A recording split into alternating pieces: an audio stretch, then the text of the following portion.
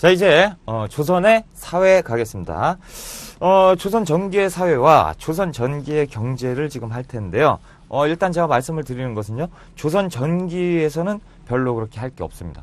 조선 후기에 가서 이제 공부할 게 많고요. 조선 전기에는 별로 할 게 없고 대략적인 내용만 아시면 돼요. 그래서 고려와 조선의 차이는 분명히 있겠죠. 그렇죠? 고려와 조선의 정치 체계가 바뀌면서 그러면서 사회도 바뀌고 그러다 보니까 정치가 변하죠. 집권 세력 성향에 따라서 문화도 바뀌고 그 사회, 경제 모든 것이 바뀌게 되는 거죠. 그렇죠? 그 부분만 이제 딱 아시면 되고 뭐 어려울 건 없습니다. 그래서 책을 한번 보시면 자, 양반 관료 중심의 사회라고 돼 있죠. 그런데 요것은 그냥 쉽게 말씀을 드리자면 신분제입니다. 신분제. 자, 그렇다면 조선의 신분제가 어떻게 되어 있는지 저쪽 가서 한번 칠판을 보면서 같이 가는 겁니다. 자, 일단 조선사회. 일단 조선사회라고 하면 무슨 사회입니까? 양반사회라고 하죠. 자, 우리가 저번 시간에 했던 고려는 무슨 사회였어요? 양반입니까? 양반이란 단어 자체가 없잖아요. 그쵸? 무반이 없잖아요. 그러니까 뭐라고 불렀어요? 귀족사회라고 불렀고, 이때는 이제 조선으로 넘어오면서 양반이라는 개념이 생겼어요. 그래서 책에 보시면 15세기에 양천제가 등장을 합니다.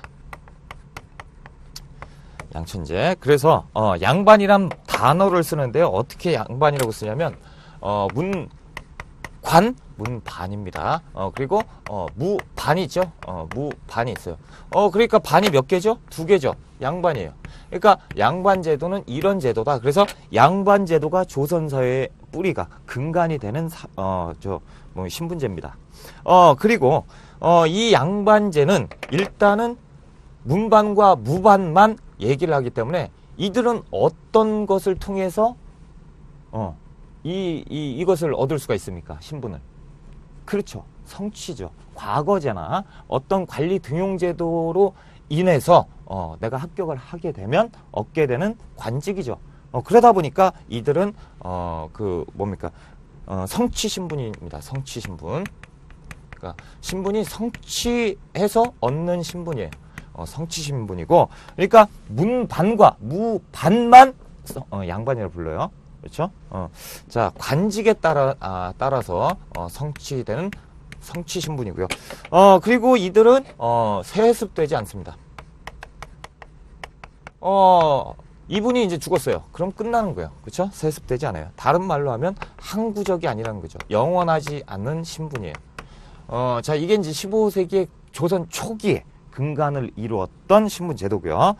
양천제니까 양인과 천민이 있습니다.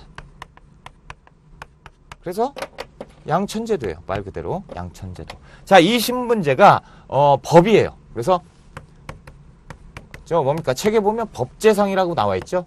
법. 그러니까 조선사회의 근간을 이루었던 법이 이런 식으로 돼 있고요. 이제 이 16세기에 가면 조금 이게 발전을 합니다. 그래서 양천제가 양인과 천민, 자유민과 비자유민으로 나누었다면 세상이 변하면서, 사회가 변하면서 신분 계급도 많은 변화가 있는데요. 그것이 이제 반상제입니다.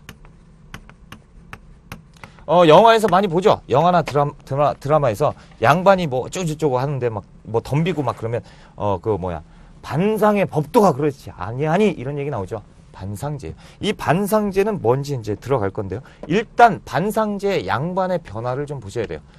문반과 무반. 이건 마찬가지예요. 그렇죠? 문반과 무반은 역시 갑니다. 그런데 뭐가 또 합쳐지냐면 가족. 그리고 가문까지. 문벌화 되는 거죠. 가족. 그러니까 우리 아버지가 문반이다 그러면 나도 양반이 되는 거예요. 우리 아버지가 양반이다 그러면 나도 양반이 되고, 그러니까 같이 가버리는 그런 세습화가 됩니다. 그러니까 이거는 이제 성취신분에서 세습신분으로 변하는 거예요. 그렇죠? 그래서 이제 문벌화됐다라는 표현도 쓰고요. 자, 그러니까 이제 세습되고 여기는 요거 또 쓸까요? 세습도 되고 항구적인 신분도 되는 것이죠. 그렇죠? 영원한 거예요. 죽어도 나는 아니에요. 그러니까 내가 또 자식을 낳으면 또 양반이에요. 양반이 계속 세습되는 것이죠. 자, 그렇다면 이게 반상제라고 했잖아요. 이 반상제에 대해서는 조금 보실 필요가 있겠죠. 자, 이거는 조금 이따 다시 하고요. 제가 자세히 또 해드릴 거예요. 자, 이 반상제가 어떻게 되냐면 이제 다음 시간에 해야겠지만 이제 조선 후기로 가면 이게 엄청나게 분화가 돼요. 그래서 양반이 여기 저 15세기 있죠? 15세기까지 양반이 한 4% 정도밖에 안 돼요. 4% 정도. 성치신 분 죽으면 끝나니까 얼마 안 됩니다. 근데 조선 후기에 가면 양반이 엄청나게 늘어요. 양반이 엄청나게 70% 이상이 돼버립니다. 그렇죠? 양반이 엄청나게 늘고 그러다 보니까 이 양반이 분화가 돼요. 그래서 양반이 예전에 4%였을 때는 이 4%였을 때는 뭐 분화될 필요도 없고 특권층이죠. 그런데 특권층이 갑자기 70%가 늘었으니 사회가 엉망진창이 되겠죠. 그래서 이 양반들끼리도 분화가 돼서 여러 가지 신분으로 바뀝니다. 그렇죠? 요것은 조선 후기에 가서 자세하게 하고요. 일단 여기에서 반상제가 무엇이냐라는 걸 한번 봅시다. 자, 반상제는 양반이 있어요. 조금 위로 쓸까요? 양반이 있습니다. 아이 뭐 이거는 뭐 안 해도 알겠죠. 그렇죠? 문반과 무반이죠. 그대로 갑니다. 문반과 무반. 그래서 양반이고요. 이들은 특권 세력이죠. 특권 세력입니다. 특권 세력. 자, 그리고 중인이 있어요. 중인 고려 시대에서도 있었죠. 중인은 이제 양반과 여기 이제 평민이죠. 바로 알 거예요. 평민과 양반의 사이에 있는 어설픈 계층을 중인이라고 합니다. 그 양반이 안 껴줘요. 중인을. 아무튼 양반과 상인의 중간 계층이고요. 이들은 실무에 담당했습니다. 실무. 자, 양반 보세요. 영화에서 보시면 양반 뭐합니까? 앉아서 책만 읽고 있죠. 막 뛰지도 않아요. 그렇죠? 실무 담당하는 사람 따로 있어요. 그게 이제 중인이고요. 그러다 보니까 이 중인들은 기술관이 있고요. 또 전문적인 역할을 하는 전문직에 종사합니다. 전문직. 그래서 뭐 향리라든가 그리고 뭐 역관. 그렇죠? 역관이라고 하면 말 갈아타는 그런 게 아니에요. 뭐가 빠진 거예요? 통자가 빠진 거죠. 통역관이에요. 그러니까 지금으로 따지면 외교관이죠. 그렇죠? 그런데 지금 외교관 좋잖아요. 지금 이때는 외교관은 중인이었어요. 양반이 될 수가 없는. 서얼이 있는데요. 이 서얼 같은 경우는 이제 좀 아셔야 돼요. 자, 일단 서얼은 누구냐면 아버지는 양반이에요. 아버지는 양반이고 서자가 있고 얼자가 있어요. 아버지는 양반인데 어머니가 양인이에요. 그러면 서자가 되고 아버지는 양반인데 어머니가 천민이에요. 그러면 얼자가 돼요. 이걸 합쳐서 서얼이라고 하는데요. 이 서얼 같은 경우는 아무래도 이쪽들하고 뭔가 좀 차이가 있는데 이들은 아버지가 양반이니까 평민보다는 좀 높아야 되고 애매한 그 계층이죠. 그래서 이 서얼에 대해서는 특별히 다른 제한들이 있었어요. 제약들이 있었는데 문과를 응시할 수 없어요. 문과 응시 금지예요.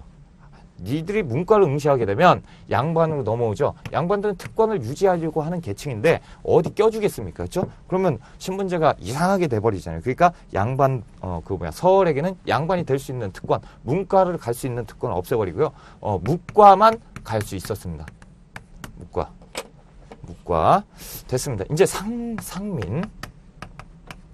자, 조선시대 이제 그 평민은 상민이라고 불렀어요. 자, 상민에는 이제 농업, 그러니까, 농민이 있고, 그리고 이제 수공업자도 있고요. 수공업자. 또 누구 있을까요? 뭐 상인도 있죠, 상인. 자, 이게 순서예요. 이 상민들도 자기들끼리 또 나눠요. 그래서 최고로 상민 중에 높은 사람은 이제 농민. 그리고 수공업자 상민은 조금 농민보다 낮은 쪽. 그렇죠? 이런 거고요. 또 신량 역천인이 있어요. 말 그대로 신분은 양인인데 역은 천한 거예요. 그러니까 양인 신분에도 불구하고 천역에 담당하는 사람들을 신량 역천이라고 해요. 그래서 봉수나 뭐 조은 이런 사람들이죠. 요런 거에 담당하는 거. 이게 이제 고려 시대로 가면 누구랑 비슷하죠? 향, 부곡, 그렇죠? 소. 이런 여기에 살고 있는 사람들하고 비슷한 사람들이죠. 이 사람들도 어때요? 신분은 양인이었어요. 그죠? 됐습니다. 이제 천민 갈까요? 천민은 뭡니까? 노비죠. 그렇죠? 광대도 있고요. 노비. 대표적인 게 이제 노비고요. 무당도 있을 것이고요. 창기. 그렇죠? 노래 부르면서 하는 기녀 뭐 이런 것들도 있고요. 그리고 여기에서 또 구분하셔야 되는 게 백정이죠. 백정 같은 경우 고려시대 무엇이었습니까? 농민이었어요. 조선에 가면 백정은 천민이에요. 그렇죠? 도살업에 종사하는 사람들. 이렇게 돼 있습니다. 자, 그래서 이 반상제가 뭐냐? 반상제죠. 그렇죠? 그래서 반상제, 이런 게 반상제다라는 것이에요. 그러니까 15세기에는 나름 그냥 단편적이고 간단했는데 16세기에 가면서 분화가 되는 모습이 보이죠. 또 이 양반도 조선 후기 가면 또 분화가 되고요. 농민도 조선 후기에 가면 분화가 됩니다. 이 내용은 이제 조선 후기에 가서 하겠습니다. 됐습니다. 일단 이렇게 하시고요. 책을 이제 보시면 노비의 지위로 갈까요? 노비를 또 빼놓을 수가 없죠. 노비의 지위. 어디 있습니까? 이 노비. 자, 노비 같은 경우는 일천직천이 있었죠. 기억나십니까? 고려 때 일천직전이 있었어요. 그러니까 한 명이 천민이면 바로 천민이 되죠. 일천직전. 이거는 노비의 수를 증가시키기 위해서 했었던 거고요. 이게 어디까지 가면 조선 중기까지 갑니다. 그래서 조선 중기에서 조선 후기로 넘어가면서 이 조선 사회는 뭐가 있었죠? 조선에는 이제 전쟁도 있고 막 있었어요. 그리고 뭐 그 탐관오리들이 넘치고 그러다 보니까 백성들이 살기 힘들죠. 그러니까 백성들 막 도망가고 그러다 보니까 세금을 담당할 수 있는 양인, 그러니까 상민이 수가 줄어들어 버린 거예요. 그렇죠? 평민이. 그럼 어떻게 합니까? 많은 수의 그 있는 사람들 누구예요? 노비죠. 그러니까 노비를 어떻게 해야 된다? 어떻게 해야 된다? 노비를 양인화시키면, 그러니까 노비를 평민화시켜버리면 어떻게 되겠습니까? 그 사람들이 돈을 내겠죠. 그럼 국가 재정을 확보하기 위해서 조선 후기에는 노비 종모법이 있어요. 말 그대로 노비는 어머니를 따라가는 것이죠. 그래서 어머니가 양인이면요 상관없어요. 어머니가 양인이면 양인으로 갑니다. 아버지가 노비고 어머니가 양인이다. 그러면 노비가 되는 것이 아니고 일천직천 같으면 노비가 돼요. 노비 종모법에 의하면 어떻게 됩니까? 양인으로 가는 거죠. 그럼 다시 얘기하면 이렇게 됐으니까 노비의 수가 이때보다 감소하죠. 그렇죠? 노비의 수가 감소됐으니까 원래 노비였던데 이때 같으면 노비가 됐었는데 이때 되니까 어떻게 해요? 노비가 아니고 평민화가 돼버리니까 평민이 늘죠. 평민이 느니까 세금이 나오고 그러다 보면 이게 국가재정 확보책이 됩니다. 이것도 역시 조선 후기에 가면 한 번에 정리가 되니까요. 됐습니다. 이렇게만 알아놓으시고요. 사회정책과 사회시설 나오죠? 여기는 그냥 읽어보면 됩니다. 자, 읽어봅시다. 사회정책과 시설. 그래서 중농정책이에요. 일단, 농본이에요. 농본. 그러니까, 국가의 국가의 근본은 농업이죠. 사회정책 볼까요? 빈민구제, 의창상평창, 뭐 사창제가 있네요. 사창제, 양반 중심의 향촌 질서 유지, 그래 향촌 자치인데요. 요거 설명드릴 거고요. 자, 의료시설에서 해민국, 동그라미 치세요. 해민국, 그렇죠? 약국이죠. 동서 대비 원, 병원이죠. 그래서 여기까지 끊으세요. 이 해민국과 동서 대비원은 어디에 있는 거냐면 중앙에 있었고요.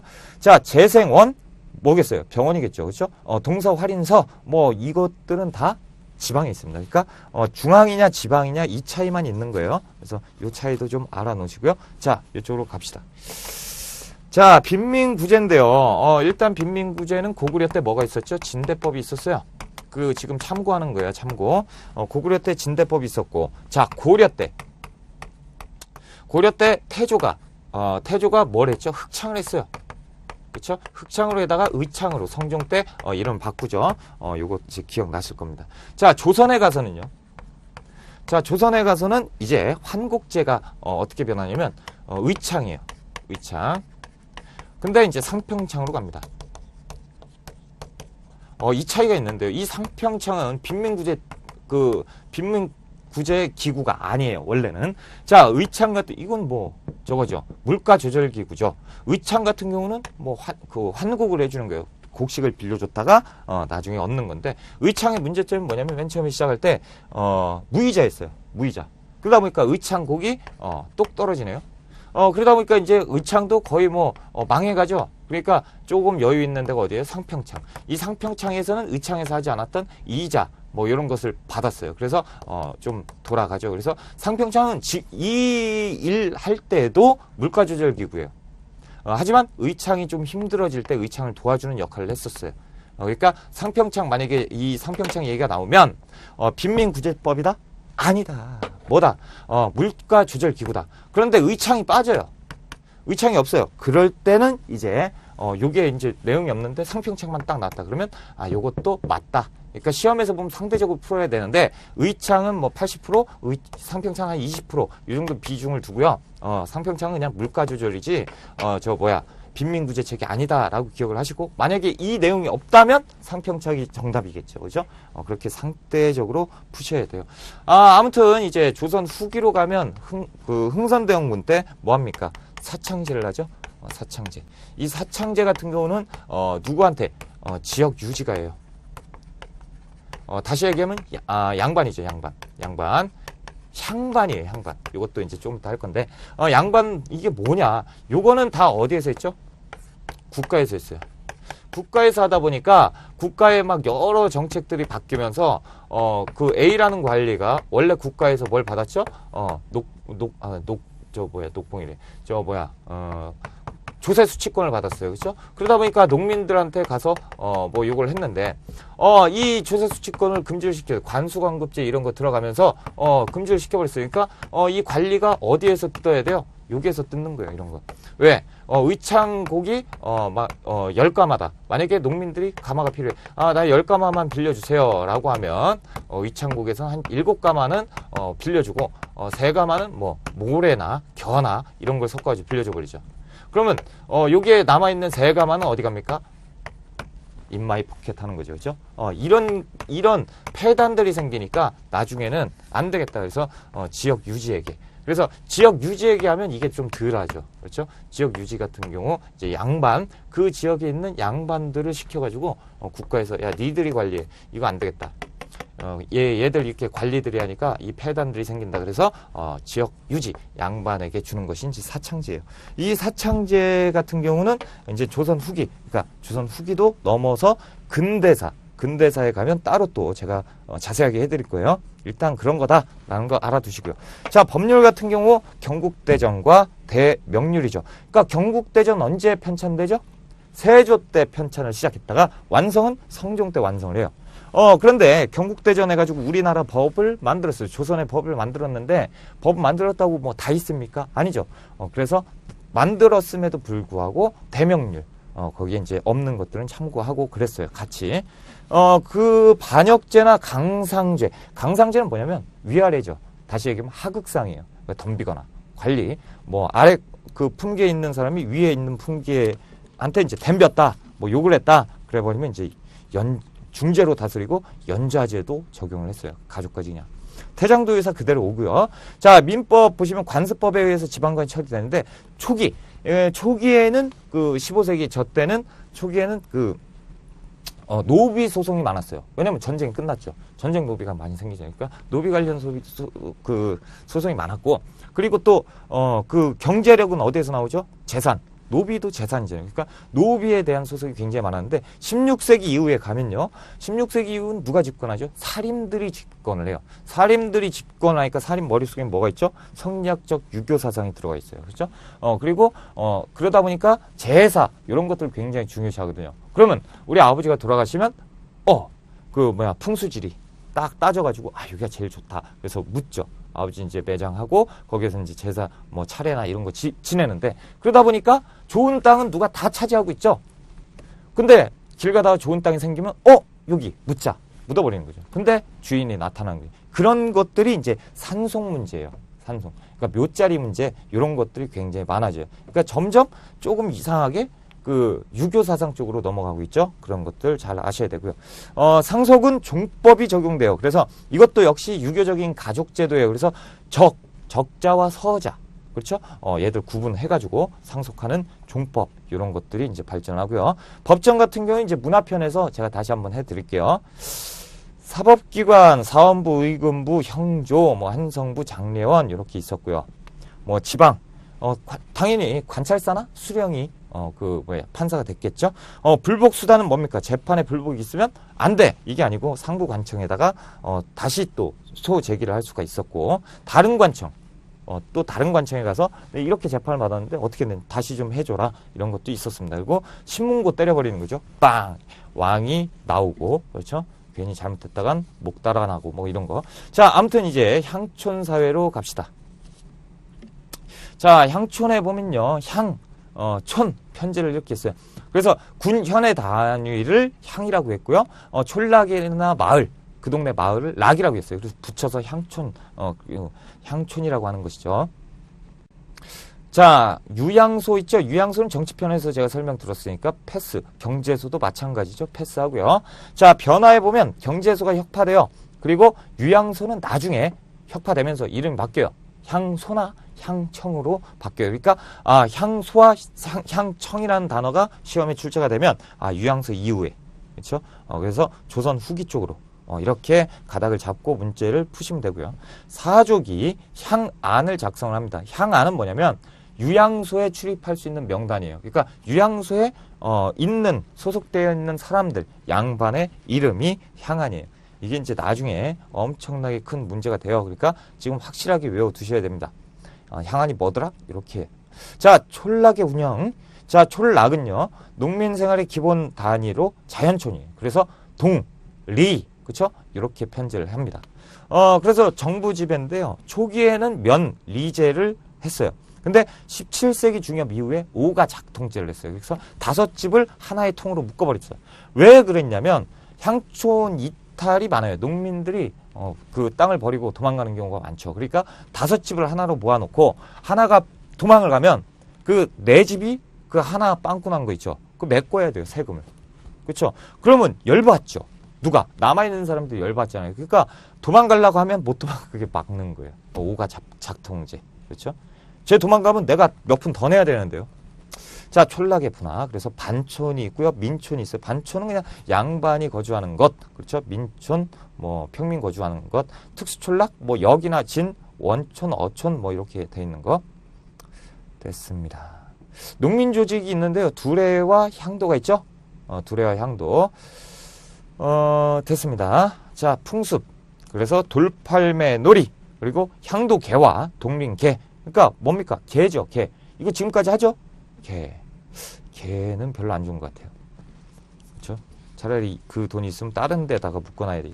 개에다가 하면 개주가 도망가면 그냥 어머니 그냥 울고 난리 나시죠. 그렇죠? 자, 아무튼 성리학적 사회 질서의 강화 들어가 있습니다. 예학과 보학인데요.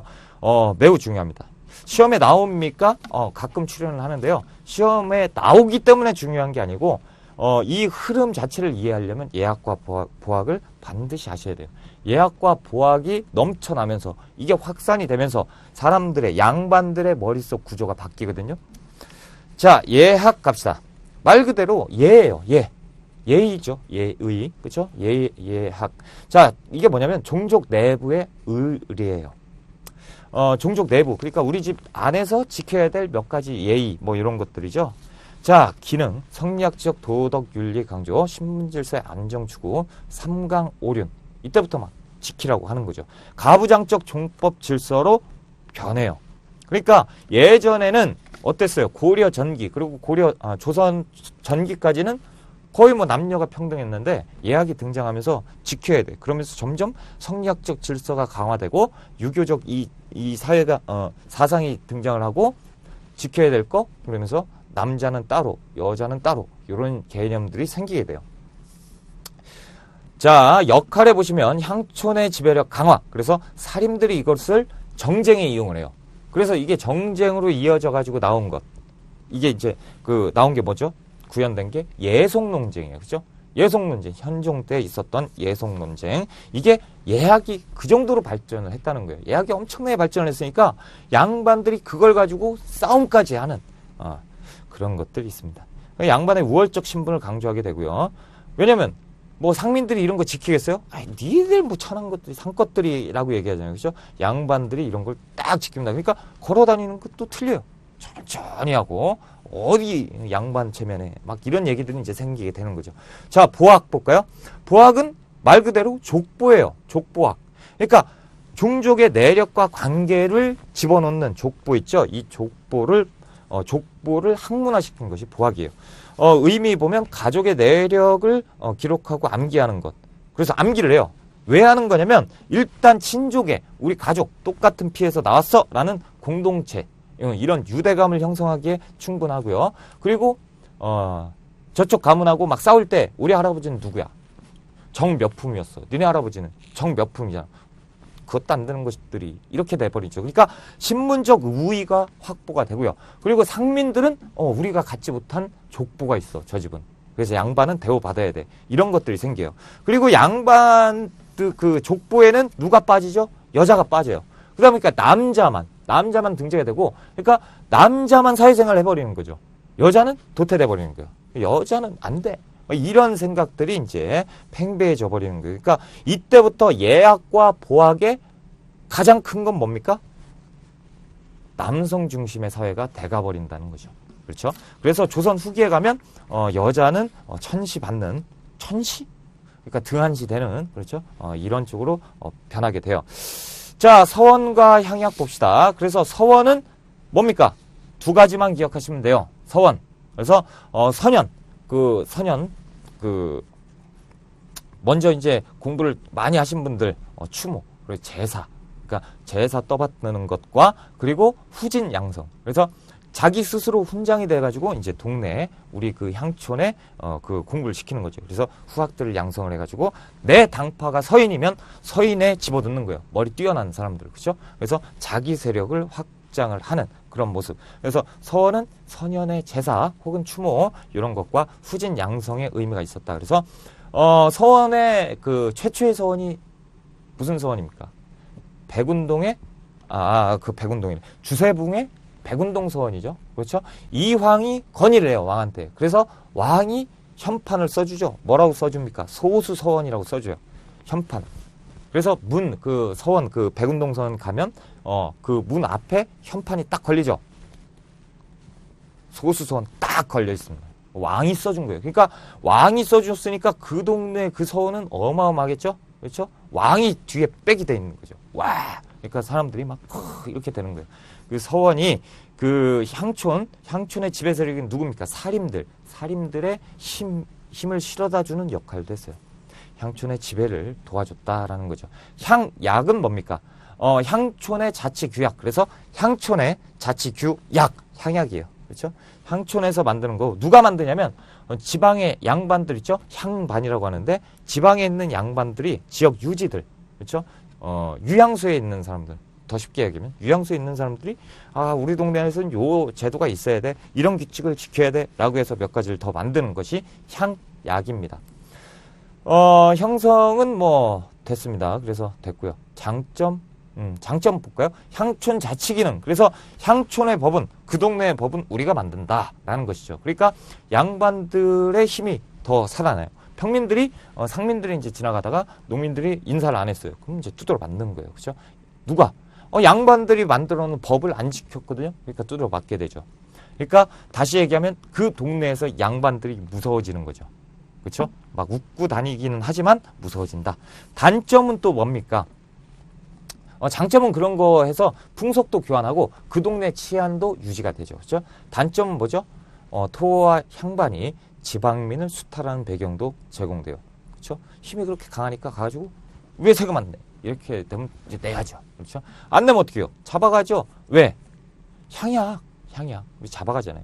자, 참고해 보시면 이제 4대 덕목이 나오는데 이거 시험 잘 나오죠? 그래서 덕업상권, 과실상규, 예속상교, 환난상률 이런 게 나오면 뭐다?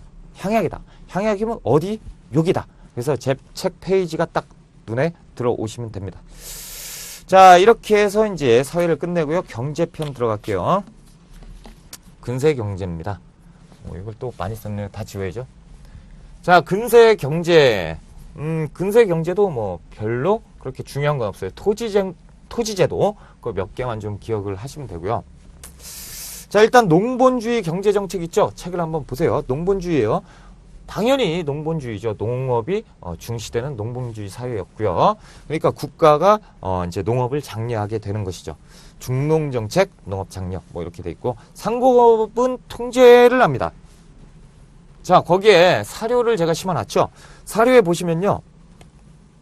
검소하게 살아라라는 얘기가 나와 있어요. 사치스럽게 살면 안 된다. 그래서 검소해라라고 하는 것은 성리학적 경제관이에요.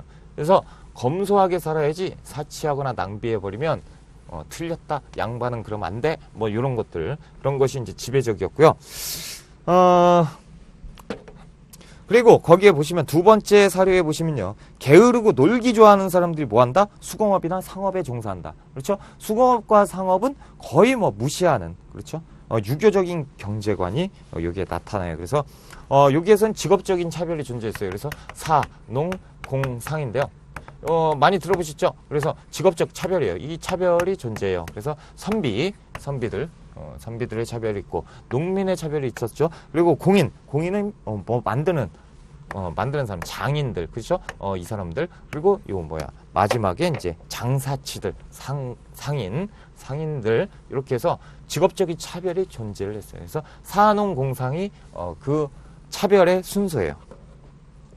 자, 이제 토지제도를 해야 되는데요. 제가 하나 만들어 놨으니까 적어 놓으세요.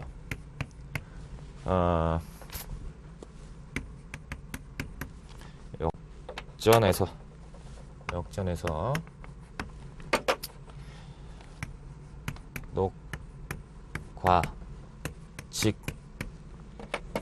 녹과직이라는 관직을 폐지했다. 이렇게 외우세요. 그러니까 역전 있죠? 그 스테이션 앞에서 녹과직이라는 관직이 있었어요. 그렇죠? 이 관직이 있었는데 안 좋아. 그래서 이 관직을 폐지했어요. 자, 이렇게 아셔야 되는데요. 일단 역이라고 하면 역분전이에요. 그리고 전이라고 하면 전식과죠. 전식과. 이거는 이제 그 아시는 분은 아시고 모르시는 분은 지금 이제 배우셔야 되는 녹과전이에요. 그렇죠? 녹과전. 자, 과는 뭐겠습니까? 과전법이죠. 직은 직전법이에요. 이게 순서예요. 그리고 관은 관수관급제. 직은 직전법. 그냥 붙일까요? 직전법 폐지죠. 일단 이렇게 기억을 하세요. 이거 외우셔야 돼요. 자, 역분전은 뭡니까? 고려시대 때 공신에게 지급했던 토지 기억나시나요? 나실 거예요. 전식과는 전지와 시지를 지급했던 고려사회의 지배적인 토지제도. 그리고 녹과전은요. 그 몽골의 항쟁 때 강화도를 천도를 했죠. 강화도를 천도를 하니까 신하들에게 줄 땅이 없어요. 그래서 임시적으로 준 땅이 이제 녹과전이고요. 과전법은 이제 고려 말에 신진사대부의 경제적 기반을 마련하기 위해서 만든 것이 이제 과전법이고, 자, 직전법은 지금부터 할 거예요. 그렇죠? 직전법 지금부터 할 거고, 관수관급제 지금부터 할 거예요. 자, 이 관수관급제 다음에 이제 직전법을 또 폐지합니다. 이게 이제 고려에서 조선의 토지 제도예요. 그래서 이 순서는 이렇게 돼 있다라는 것만 기억하시고요. 그러니까 여기까지가 어떻게 보면 고려, 그리고 여기부터가 이제 조선이겠죠. 자, 그렇다면 봅시다. 과전법에서 이제 직전법으로 넘어갔죠. 과전법 내용을 보면 뭐 그래요. 내용 이렇게 보면 뭐 그런데 요것을 이제 제가 그 칠판에다가 정리를 한번 할 테니까 여러분은 책에 있는 거 딱딱 적어 가지고 이제 기억을 하세요. 과전법. 과전법은 이제 신진사대부의 경제적 기반을 마련하기 위해서, 그렇죠? 그래서 국가 재정 확보를 하기 위해서 만들었던 건데요. 또 뭐 그 신진사대부의 그 경제적 기반 마련하기 위해서 누구 걸 뺏은 거예요? 권문세조 거, 그렇죠? 그런 것도 이제 기억이 나셔야 되고, 여기에서 이제 지급했던 건 전직과 현직 관리에게 지급을 했습니다. 전 현직 관리에게 지급을 했고요. 그리고 지급한 토지는 경기에 한정했어요. 경기에 이제 한정을 했어요. 원칙적으로 죽으면 국가에 반환을 해야 됐었고요. 예외가 있죠. 원칙의 국가에 반환하면 예외가 있어요. 그래서 예외가 또 중요하겠죠. 자, 예외 같은 경우는 이제 수신전이 있고요. 수신전은 뭐냐면 남편이 죽었어요. 남편이 죽으면 돈 벌어올 사람이 없잖아요. 그렇죠? 남편이 사망하면 부인도 죽게 되니까 그럼 남편이 죽었으니까 그 남편을 위해서 그 여성이 희생을 해요. 그래서 수신을 하는 거죠. 다시 얘기하면 수절을 하는 거예요. 그러면 국가에서 지급을 해줬던 토지. 아, 너는 참 그거다. 그래서 주는 거. 또 휴량전이 있어요. 휴량전이 있는데 휴량전은 거의 비슷한데 그 뭡니까? 아들이에요. 이번엔 아들이 아니고 자식. 그렇죠? 그래서 이 자식들은 아버지가 죽었으니까 얘 어린 나이에 죽었어요. 뭐 자식이 6살이에요. 그럼 어떻게 해요? 나이 먹을 때까지 굶어 죽을 수 없잖아요. 그러니까 얘가 나이 찰 때까지 지급했던 토지예요. 그게 이제 과전법에 있었던 휴량전. 그리고 또 뭐 있습니까? 공신전 있죠. 공신전도 있었어요. 원칙적으로는 국가에 반환하지만 예외적으로 이런 것들이 있었다라는 것이죠. 자, 지금 보니까요. 어떻게 됩니까? 과전법을 주다 보니까 토지가 부족해져요. 왜 토지가 부족해집니까? 과전법 언제죠? 고려 말에서 조선 초기까지. 그렇죠? 토지가 부족해진다는 얘기는 무슨 얘기예요? 관리수가 증가를 하죠. 관리수가 증가를 해요. 왜 증가해요? 나라 처음 만들었잖아요. 그러니까 관리수가 또 증가를 하고, 그러니까 이런 것도 문제가 있고요. 그리고 세습하는 토지. 이게 원래 예외인데 세습 가능한 토지가 엄청 증가를 해버리는 거죠. 그래서 수신하는 부인이 또 늘어나고, 그러니까 수신하는 부인이 수절을 얘기를 해요. 그래서 낮에는 수절하는데 밤에는 또 어디 나가고 막 그래요. 그러니까 무늬만 수절하는 거예요. 그러니까 이거 문제가 생겼죠. 자, 휴량전. 그래서 자식들은 뭐 늘어납니까? 자식들 계속 늘어나는 거예요. 계속 막 펑펑 낳죠. 이때만 해도 자식들 얼마나 낳습니까? 막 낳는데 죽어버렸어요. 그러니까 자식들도 늘어나고 수절하는 부인도 가짜로 수절하고 뭐 이런 것들 늘어나고요. 게다가 이제 공신전도 늘어나요. 왕자의 난 있죠. 왕자의 난이 몇 번 있었죠? 2번이나 있었어. 왕자의 난이 막 있으니까 공신전도 막 엄청나게 늘어나고, 그러니까 지급해줄 토지가 부족한 거예요. 그때 이제 등장하는 것이 직전법이죠. 자, 이 직전법은 누구 때입니까? 이거 세조 때예요. 세조하면 어떻죠? 왕권 강하죠. 그러니까 세조가 등극을 한 다음에 어떻게 하냐면, 자, 이 문제점을 해결해 보겠다. 어떻게? 전직, 왜 전직한테 주냐? 현직만 줘라. 그래서 현직 관리에게만 취급을 합니다. 그렇죠? 그리고 중요한 게 수신전과 휴량전 있죠? 이제 세조 같은 경우는 알았어요. 이거 다 가짜다. 그렇죠? 이거 폐지해버리자. 얘들 주지 마. 이렇게 되는 거죠. 그래서 수신전과 휴량전이 폐지돼요. 자, 그래서 이게 시험에 나오면 좀 어려워요. 뭐가 어렵냐면 수신전과 휴량전이 등장을 해요. 지문에서 막 이렇게 상소 뭐 이래가지고 수신전 뭐 수절하니 뭐 아들이 죽었니 휴량전 막 이렇게 나와요. 그래서 수신전과 휴량전 얘기가 나와요. 그러면 수신전 휴량전 나오면 두 가지로 압축을 해야 돼요. 그래서 수신전 휴량전이 나오면 지급했다라는 얘기가 나오면 과전법이고요. 그 폐지됐다라는 얘기가 나오면 직전법이에요. 그러니까 전혀 틀려져요. 수신전 휴량전 똑같이 나오는데 그 뒷얘기를 봐야 돼요. 이게 중요한 게 아니고 뒷얘기를 봐야 돼요. 그래서 이거를 지급하도록 허해 주십시오라고 하면 과전법이죠. 고려시대요.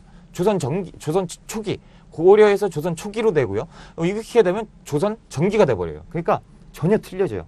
그러니까 폐지인지 지급인지에 따라서 그 답이 틀려진다는 사실도 기억을 좀 해주시고요.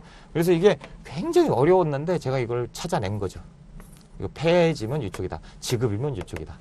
뭐 이런 거예요. 자, 직전법에서 이제 관수관급제로 가거든요.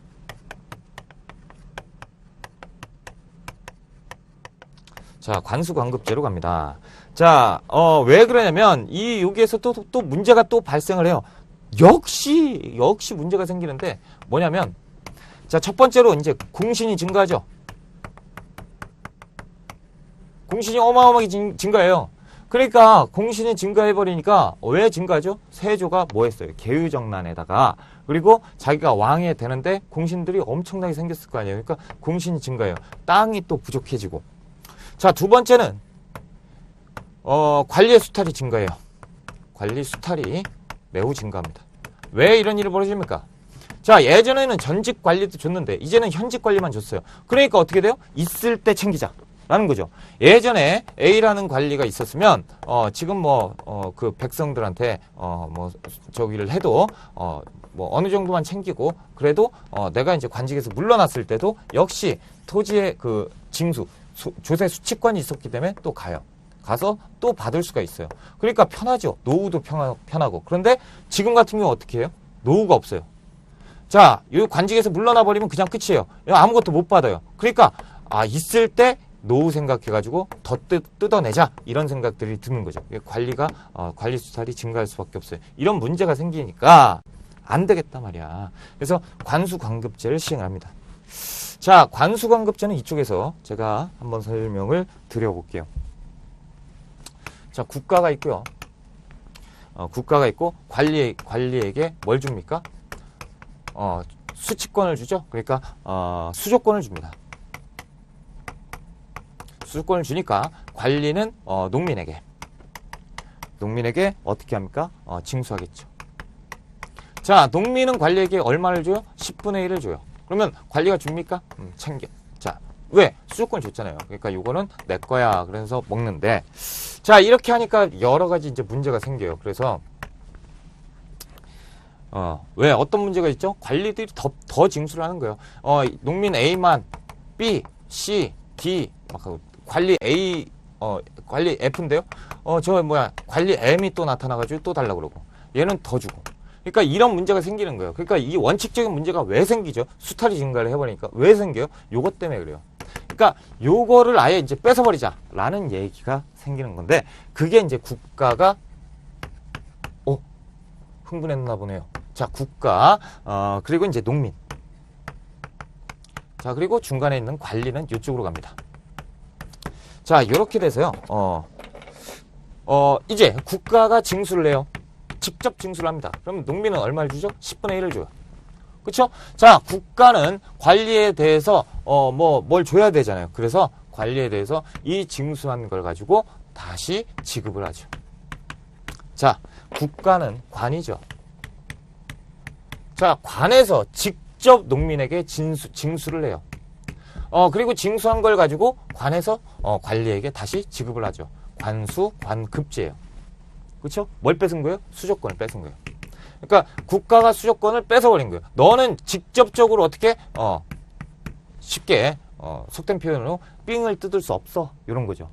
그렇죠? 이렇게 됐습니다. 자, 그런데 이렇게 해놓으니까 뭐가 좋아요? 저쪽으로 가볼까요? 뭐가 좋죠? 관수관급제에서 좋았던 건 뭐예요? 국가의 토지 지배력이 강화되었다. 이 표현. 국가의 토지 지배력이 강화되었다라는 표현을 잘 새겨 놓으십시오. 이것이 이제 관수관급제인데요. 자, 관수관급제에서 문제가 됐던 게 뭐가 있어요? 이쪽으로 다시 오세요. 뭐가 있어요? 자, 요게 이렇게 있는데 그럼 끝났죠. 이제 관리가 농민에게 할 수 있는 게 아니잖아요. 그쵸? 관리가 할 수 있는 게 아니잖아요.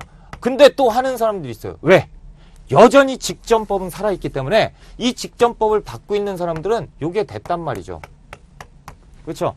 그러니까 관수관급제에서 이렇게 직전법이 살아있으니까 이제는 어떻게 하죠? 그러면 간단하잖아. 이걸 없애버리면 이렇게 되겠네. 그래서 나오는 것이 관수관급제 다음에 명종 때 직전법을 폐지하는 거죠. 이해가 되십니까? 자, 이제 직전법을 폐지했어요. 그러면 관리가 직접 징수할 수 있는 수조권 제도가 완전 폐지된 거예요. 그래서 이때 관리의 수조권 지급제가 완전 폐지되었다라는 표현을 쓰는 거죠.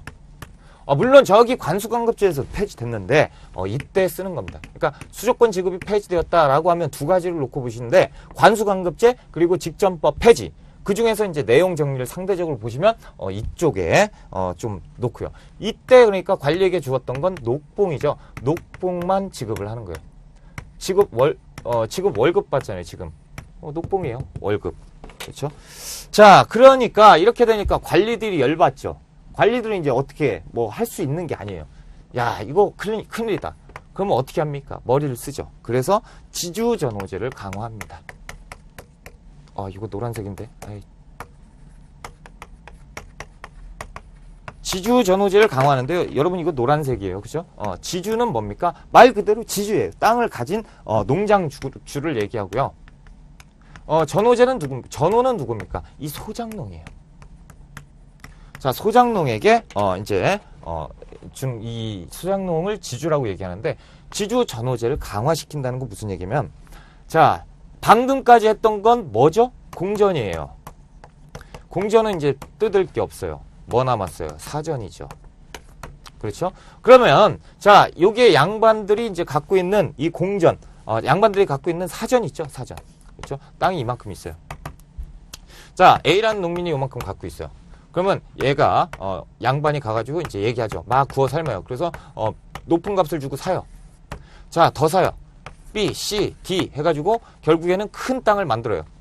자, 만들었죠. 그러면 여기 A, 얘한테 팔았던 이 농민은 뭐 해먹고 살죠? 해먹고 살 게 없어요. 그러니까 소작인으로 들어가는 거죠. 그렇죠?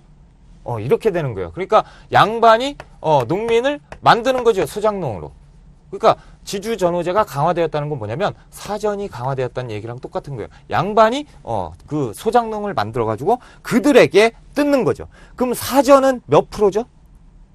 사전은 그거 배웠잖아요. 2분의 1이에요. 수확량의 2분의 1을 농장주에 갖다 주는 거죠. 양반에게. 그러니까 예전보다 더 심해진 거예요. 자, 봅시다. 그래서 대부분 농민들이 소작농으로 전락하게 되고요. 이러다 보니까 병작 반수제가 시작되는 거예요. 뭐예요? 짓는 거죠. 그래서 어떻게 반씩 나눠갖는 거예요. 그래서 수확량 절반으로 나눠갖는 거. 지주 뭐 농민 농사 질 수도 있고 안 질 수도 있고 그리고 이제 소작농 농사 지어야죠. 소작농이 10을 했다면 반씩 나눠갔죠. 2분의 1, 2분의 1, 5씩 나눠갖는 거예요. 지주. 그러니까 농장을 확대할 필요가 있죠. 양반은 계속 농장을 확대하고요. 그러면 농민은 먹고 살기 힘드니까. 그리고 세금은 어디 기준이에요? 또 조금 이따가 하겠지만 토지 결수예요. 토지 결수. 그러니까 땅을 갖고 있으면 세금을 낼 수밖에 없어요. 그럼 농민은 땅을 갖고 있는 게 낫습니까? 없는 게 낫습니까?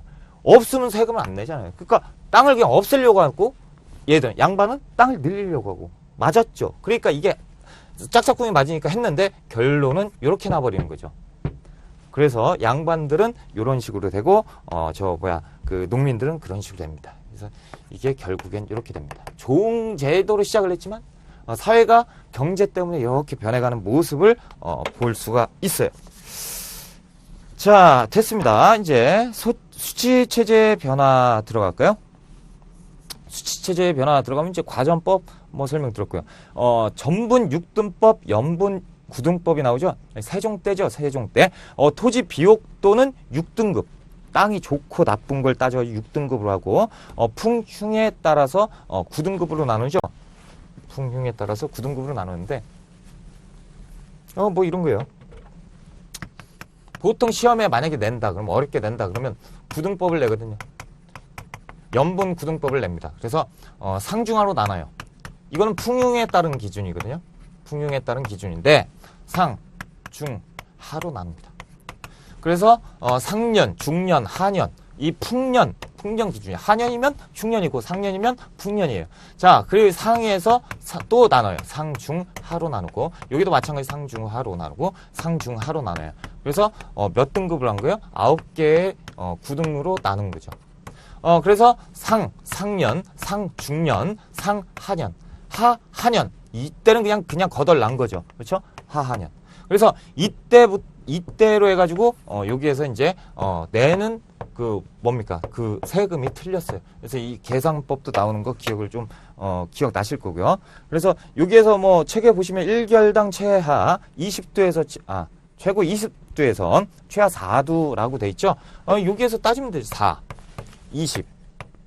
자, 두 개씩 나눠볼게요. 18, 16, 뭡니까 14, 12.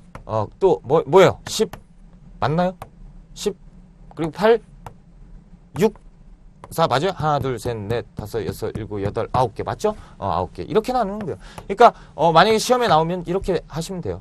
24 하나만 잡고요. 9개로 해가지고 두 개씩 이렇게 올라가면 됩니다. 여기 이제 곱하기 뭐라고 이제 몇 결이다 몇 개월을 이제 농사 지었다. 그럼 곱하기 몇 하면 뭐가 나오죠? 이게 내야 될 조세입니다. 이렇게 기억하시는 거고요. 조세 운송 뭐 나오고요. 익류 지역, 그래서 함경도 나오죠. 함경도, 평안도. 여기는 윗동네죠. 군사 지역이에요. 그러니까 군사 지역은 세금을 막 걷어버리면 거의 이제 방비를 해야 되는데 힘들잖아요. 그러니까 냅두고요. 제주도 너무 멀어요. 그러니까 오는데 더 비용이 더 들어요. 그러니까 냅둬요. 그래서 거기는 니들이 걷어서 니들이 써라 라고 하는 익류 지역. 자, 공납도 이거 역 뭐 이런 것들은 이제 나중에 조선 후기에서 합시다. 양반과 평민의 경제활동, 뭐 양반 잘 살았다 뭐 이런 거고요. 농민의 생활 볼까요? 중농정책 나오죠. 거기에서 이제 농서 보십시오. 농사직설, 사시찬요, 금양잡록. 이거 외우셔야 돼요. 조선 전기. 농업 발달했는데요. 융자법, 이게 2년 3작에 조보리콩을 3번 2년 동안 돌려짓기가 가능했고요. 12법, 그래서 뭡니까? 12법? 거름 넣는 거 이거 발달했고요. 그리고 여기 나오죠. 면 방직 기술 발달. 그래서 목화 재배가 성공을 해서 시작을 했잖아요. 그러니까 고려 말에 목화 재배, 그리고 조선 초에, 조선 전기에 그 목화 가지고 면을 만들었기 때문에 면 방직 기술이 발달했고, 농민 이탈 방지책, 뭐 여기에서 호패법하고 오가작통법, 요거 좀 알아놓으시고요. 구황차류가 있어요. 잡곡, 그리고 도토리, 뭐 나무 껍질 이런 걸 갈아가지고 어떻게 먹으면 먹고 살 수 있다라는 것들, 구황 방법. 그래서 구황차류를 정부에서 했다라는 것. 수공업 보실까요? 수공업 관영 수공업인데요. 수공업자 같은 경우는 역이었어요. 그러니까 조세 공물 역에서 역에 복무를 했던 사람들이 수공업자인데요. 이 사람들이 수공업자니까 이 수공업을 해도 뭐 나한테 득이 될 게 없으니까 막 도망가고 막 그래요. 그렇죠? 그래서 도주 방지책으로 공장 안이라는 것을 만들어요. 그래서 공장에 등록되어 있는 수공업자 이름을 적어놔요. 그럼 도망 못 가잖아요. 그죠? 그래서 공장 안에 등록을 시켜놓고 이제 했어요. 그런데 그렇게 해놓으니까 너무 또 그 수탈? 뭐 그런 거 같잖아요. 그러니까 책임 초과량은 세금을 내고 판매하게 했어요. 다시 얘기하면, 이거 있죠? 몇 시부터, 뭐라고 그럴까요? 아침 뭐 9시부터, 저녁 뭐 6시까지. 요거는 이제 공적인 일이다라고 하고, 이 이후에는 너 마음대로 해라라고 해서, 이때 만약에 내가 물건을 만들면, 요거는 내 거예요. 내 거. 그래서 이때는 이제 국가의 소유죠. 국가 소유이고, 이때는 내가 만들면 이걸 가지고 내가 팔아먹을 수가 있었던 거예요. 그러면 요거에 대한 세금만 내면 돼요. 국가에다가. 이걸 가지고 책임 초과량이라고 하는 것이죠. 이런 경우도 있었고. 자, 상업, 뭐 시전상인이 있었죠. 시정상인은 뭐 독점 판매권. 그래서 국가의 허락을 얻었어요. 그래서 어용상인이라고 하는데 관상입니다. 그래서 국가에서 뭘 허락을 그 세금을 내고 판매를 할 수 있는데, 니네는 6개를 팔 수 있다라고 해서, 니네만 팔 수 있어라고 해서 시전 상인에게 독점 판매권을 줍니다. 그래서 육의전이라고 하는데, 그거 6개를 명주, 종이, 어물, 모시, 삼배, 무명 외울 필요 없습니다. 그렇죠? 육의전을 갖고 있었다. 누가? 시전 상인이 갖고 있었다. 그래서 시전 상인은 그렇게만 기억을 해 놓으시고요. 장시에 보시면 보부상이 판매와 유통을 확대했다고 그랬죠. 보부상은 이제 아시는 것 같아요. 보부상은 보상과 그 부상을 합친 말이에요. 보상은 보따리 장사, 부상은 등짐 장수예요. 그러니까 등짐 치고 막 다니는 사람들 있죠. 이건 부상이고, 그리고 보따리 들고 막 팔러 다니는 사람 있어요. 이거 보상이에요. 그렇죠? 이 합쳐가지고 이제 보통 다 두 개를 다 해가지고 다니니까 보부상이라고 하는데, 이 보부상은 또 그 학생들이, 수험생들이 착각에 빠지는 경우가 많은데, 뭡니까? 이거는 전국을 떠돌아다니면서 막 하니까 사상이라고 생각을 해요. 사적으로 파는 사람. 아닙니다. 관상이에요. 그래서 국가에서 정해준 상인들을 보부상이라고 하는 거예요. 그래서 보부상과 그 시전상인, 관상끼리는 연락이 됐겠죠. 그죠? 자, 화폐도 나중에 다시 할 거고요. 무역은 뭐 그렇습니다. 자, 이렇게 해서 이제 조선의 경제와 사회를 이제 사회편을 마쳤고요. 다음 시간에 이제 문화를 할 건데요. 문화도 별로 할 게 별로 없어요. 그래서 좀 편하게 쉬시고 다음 시간에 이제 뵙겠습니다.